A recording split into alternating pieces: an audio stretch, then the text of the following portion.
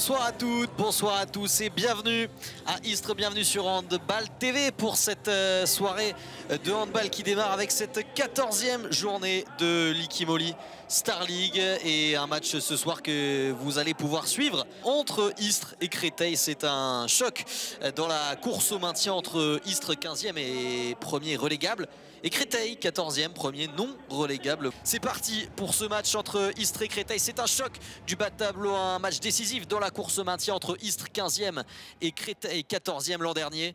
Ici même, nous avions eu le droit à un superbe match nul et puis une victoire de Istres au retour à Créteil. Un match forcément qui risque d'être très serré ce soir. Et le premier enclenchement sur la base arrière du côté istréen et le premier but. Tout de suite, il est signé Messaoud Berkous. Dordé Djekic sur le poste de demi-centre. Et puis Kylian Rigaud, je vous en parlais, voilà.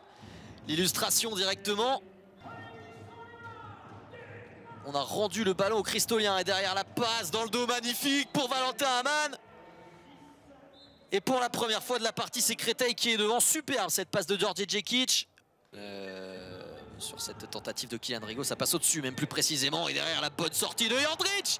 Et la double parade de Todor Jandrić est un petit peu compliqué sur ce deuxième impact. Les gardiens de ces deux équipes pouvaient être en manque de réussite.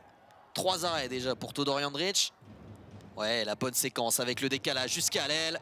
La finition, elle est parfaite de Lucas Ferrandi au premier poteau.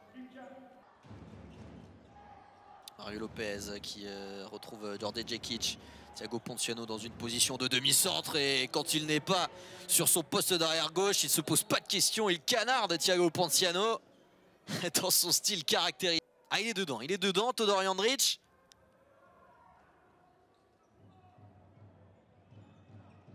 Ça pourrait devenir une marque de fabrique des gardiens cristoliens d'être performants à Créteil, alors que là on a un superbe shoot de Messaoud Berkous. 23e et 25e plus précisément, et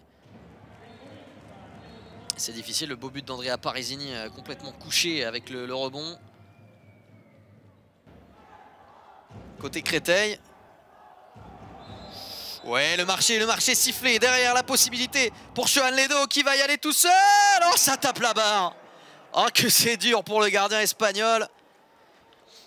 Et grâce à cet enchaînement de malchance, un petit peu, pourrait-on dire, du côté d'Istres, eh bien les 2 minutes d'exclusion vont quasi totalement défiler. Le bras est levé.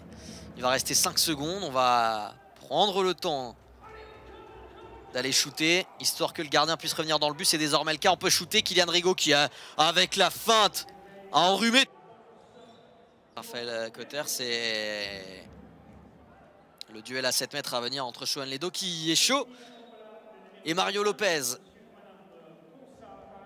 100% espagnol comme duel. Encore un. Lopez face à Ledo. Et il s'impose, Johan Ledo. Il a tendu un piège. Mario Lopez est tombé dedans. Là, ça a été plus compliqué. C'est au plus mauvais moment cet échec de Messaoud Berkous. Mais derrière, la défense est toujours aussi bien en place. Thiago Ponciano qui a l'habitude de prendre ses responsabilités va déléguer à Butorac. Mais Johan Ledo cette fois, il est en feu. Lucas Vaneg jusqu'à l'aile. Et l'égalisation à force. Vaneg aux responsabilités comme souvent. Le shoot contré. Derrière Cotters, là aussi contré.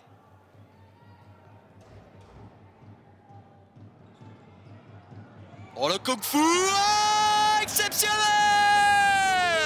Lucas Vaneg, il a décollé et derrière le ballon déposé par en dessous, petit filet. La dernière attaque istréenne, elle est peut-être ici. Lucas Vaneg avec Messaoud Berkous. Raphaël Cotters, le voici, il dribble. Vaneg, les responsabilités. Énorme, le shoot déclenché par Lucas Vaneg pour l'égalisation. Il va rester 30 secondes maintenant. Et la puissance de Thiago Ponciano, le Brésilien, face à Istres. Pour la victoire peut-être, il a passé le bras. Rigaud, le shoot, ça passe à côté et on en restera là. On en restera là. La fin de match irrespirable. Et Istres au bout du suspense qui obtient le match nul après avoir été derrière.